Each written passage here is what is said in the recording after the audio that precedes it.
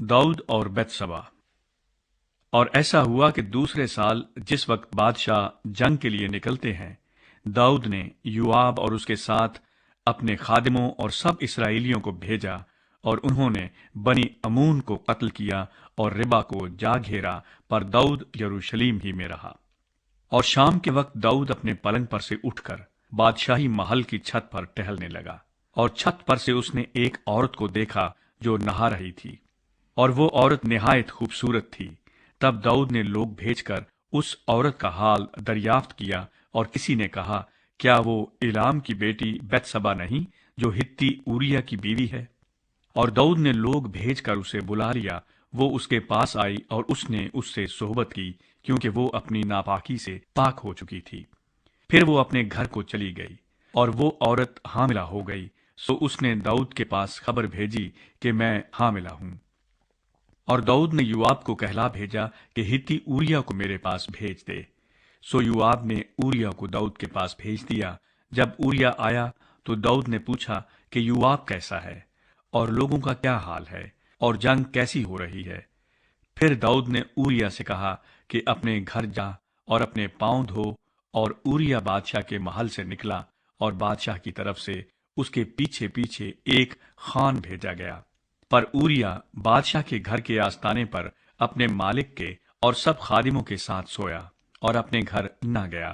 اور جب انہوں نے داؤد کو یہ بتایا کہ اوریا اپنے گھر نہیں گیا، تو داؤد نے اوریا سے کہا، کیا تو سفر سے نہیں آیا؟ پس تو اپنے گھر کیوں نہ گیا؟ اوریا نے داؤد سے کہا کہ صندوق اور اسرائیل اور یہودا جھونپڑیوں میں رہتے ہیں، اور میرا مالک یوآب اور میرے مالک کے خادم کھلے میدان میں ڈیرے ڈالے ہوئے ہیں، تو کیا میں اپنے گھر جاؤں اور کھاؤں پیوں اور اپنی بیوی کے ساتھ سوؤں؟ تیری حیات اور تیری جان کی قسم، مجھ سے یہ بات نہ ہوگی۔ پھر داؤد نے اوریا سے کہا کہ آج بھی تو یہیں رہ جا، کل میں تجھے روانہ کر دوں گا۔ سو اوریا اس دن اور دوسرے دن بھی یروشلم میں رہا، اور جب داؤد نے اسے بلایا تو اس نے اس کے حضور کھایا پیا، اور اس نے اسے پلا کر متوالا کیا، اور شام کو وہ باہر جا کر اپنے مالک کے اور خادموں کے ساتھ اپنے بستر پر سو رہا، پر اپنے گھر کو نہ گیا۔ صبح کو داؤد نے یوآب کے لیے ایک خط لکھا اور اسے اوریا کے ہاتھ بھیجا، اور اس نے خط میں یہ لکھا کہ اوریا کو گھمسان میں سب سے آگے رکھنا، اور تم اس کے پاس سے ہٹ جانا تاکہ وہ مارا جائے اور جاں بحق ہو۔ اور یوں ہوا کہ جب یوآب نے اس شہر کا ملاحظہ کر لیا تو اس نے اوریا کو ایسی جگہ رکھا جہاں وہ جانتا تھا کہ بہادر مرد ہیں، اور اس شہر کے لوگ نکلے اور یوآب سے لڑے، اور وہاں داؤد کے خادموں میں سے تھوڑے سے لوگ کام آئے، اور ہتی اوریا بھی مر گیا۔ تب یوآب نے آدمی بھیج کر جنگ کا سب حال داؤد کو بتایا، اور اس نے قاصد کو تاکید کر دی کہ جب تو بادشاہ سے جنگ کا سب حال عرض کر چکے، تب اگر ایسا ہو کہ بادشاہ کو غصہ آ جائے اور وہ تجھ سے کہنے لگے کہ تم لڑنے کو شہر کے ایسے نزدیک کیوں چلے گئے؟ کیا تم نہیں جانتے تھے کہ وہ دیوار پر سے تیر ماریں گے؟ یربست کے بیٹے ابی ملک کو کس نے مارا؟ کیا ایک عورت نے چکی کا پاٹ دیوار پر سے اس کے اوپر ایسا نہیں پھینکا کہ وہ تیبس میں مر گیا؟ سو تم شہر کی دیوار کے نزدیک کیوں گئے؟ تو پھر تو کہنا کہ تیرا خادم ہتی اوریا بھی مر گیا ہے۔